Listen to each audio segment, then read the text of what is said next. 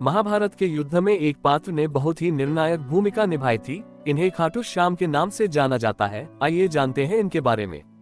महाभारत के युद्ध में बर्बरीक नाम के धनुर्धर ने बड़ी अहम भूमिका निभाई थी। बर्बरीक की गिनती दुनिया श्रेष्ठ धनुर्धरों में की जाती है। विशेष बात यह है कि बर्बरीक युद्ध न लड़कर पांडवों की जीत की वजह बने। कौन थे बर्बरीक? बर्बरीक भीम के पुत्र घटोत्कच के पुत्र थे। बर्बरीक को आरंभ से ही धनुष विद्या में रुचि थी। बर्बरीक को भगवान शिव ने वरदान दिया था कि वह अपने 3 बाणों से तीनों लोक जीत सकते हैं। भगवान शिव ने उन्हें वरदान के साथ 3 अमोघ बाण भी दिए। जब महाभारत का युद्ध आरंभ हुआ तो भगवान कृष्ण इस बात को जानते थे। भगवान श्री कृष्ण का जब हुई चिंता महाभारत के युद्ध को लेकर भगवान श्री कृष्ण को ये भय सताने लगा कि अगर बर्बरीक युद्ध में शामिल हुए और कौरवों की तरफ से यदि युद्ध किया तो पांडवों की हार सुनिश्चित है। बर्बरीक को हारे का सहारा कहा जाता है।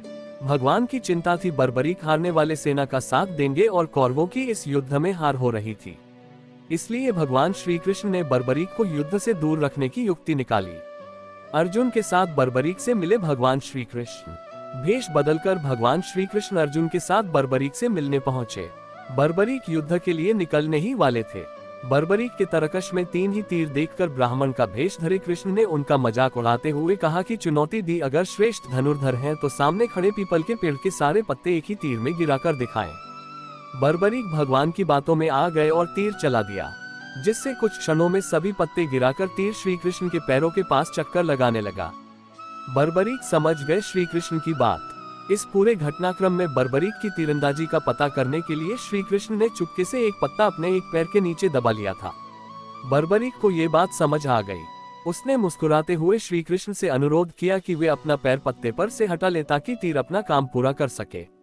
माँ का दिया था वचन। जब श्री कृष्ण को यकीन हो गया कि बर्बरीक जिस तरफ से भी लड़ेंगे दूसरे पक्ष की हार तय है, इस पर उन्होंने पूछा कि बर्बरीक किसकी तरफ से युद्ध करोगे?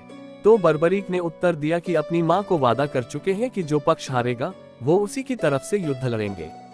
बर्बरीक ने शीश कर दिया भेंट। श्री कृष्ण दोबारा ब्राह्मण के वेश में बर्बरीक के पास पहुंचे और दान में सिर मांग लिया। बर्बरीक महान धनुर्धर होने के साथ बात के भी धनी थे और वचन के पक्के थे। बर्बरीक ने अपना शीश काटने से पहले भगवान से विनती की वे सिर्फ एक बार अपने वास्तविक रूप के दर्शन करा दें। भगवान कृष्ण ने विनती स्वीकार कर ली और अन्य कोई इच्छा बतलाने को कहा। तब बर्बरीक बोले कि वो कटे सिर के साथ ही पूरा युद्ध देखने की इच्छा है। श्री कृष्ण ने उनकी इस इच्छा को पूर्ण किया और बर्बरीक का सिर समीप ही एक पहाड़ी, जिसे खाटू कहा जाता था, वहां स्थापित हो गया। यहीं से बर्बरीक ने पूरे युद्ध को देखा। कलयुग में बनेहारे का सहारा, कलयुग में बनेहारे का सहारा।